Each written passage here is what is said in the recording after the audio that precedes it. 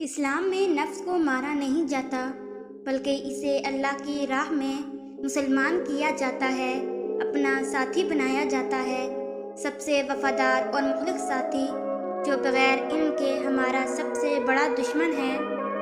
کہ اتنی لذت اپنے سجدوں میں اے اللہ، اس بے وفا دنیا کو یاد کرنے کا وقت ہی نہ ملے۔ انسان کی اصل موت اس وقت ہوتی ہے جب وہ کسی کے دل اور دعاؤں سے نکل جاتا ہے۔ Forgive others as you expect Allah to forgive you۔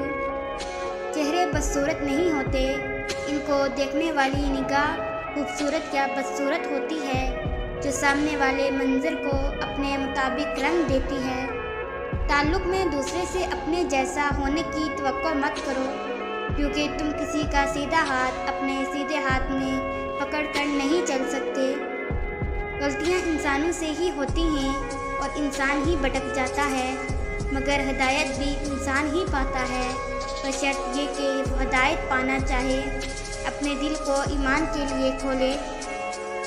ایسی ہی تو ہوتی ہیں اچھی لڑکیاں، عام لڑکیوں سے الگ، مختلف، منفرد۔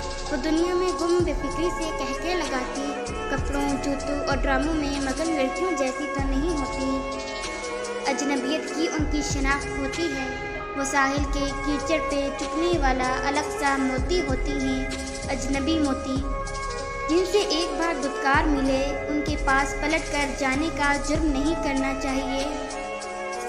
آپ صلی اللہ علیہ وآلہ وسلم کہہ دیجئے کہ کیا میں تمہیں بتاؤں کہ اعمال کے اعتبار سے سب سے زیادہ خسارے میں رہنے والے کون سے لوگ ہیں، جن کی ساری جد و جہد صرف اسی زندگی کے لیے ہے اور وہ یہ خیال کر رہے ہیں کہ وہ بڑے کامیاب ہیں۔ انسان ساری زندگی اس دنیا میں گزار لیتا ہے، لیکن اپنے اس دنیا میں آنے کا مقصد پہچاننا تو دور کی بات، وہ خود کو بھی نہیں پہچان پاتا۔ کس نے کہا، کیوں کہا، کتنی تکلیف پہنچی، کتنی بے عزتی ہوئی، اس سب کو بھول جاؤ۔ یہ زندگی ہے، اس میں بہت سارے لفظ بولے جاتے ہیں، بہت سارے لفظ سہنے پڑتے ہیں، بہت سارے لفظوں کے سہارے بہت سارے معنی ہوتے ہیں۔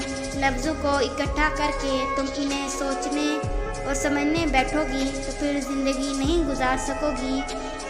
جب احساس ہو جائے کہ جس نامحرم سے آپ کو محبت ہے وہ آپ کا محرم کبھی نہیں بن سکتا، تو خدا کی رضا کی خاطر پیچھے ہٹ جانا چاہیے، تاکہ یوم قیامت جب وہ رب ذوالجلال پوچھے کہ اے بندے بتا تو نے میری خاطر اپنی کون سی پسندیدہ چھوڑی، تو ہمارا دامن خالی نہ ہو۔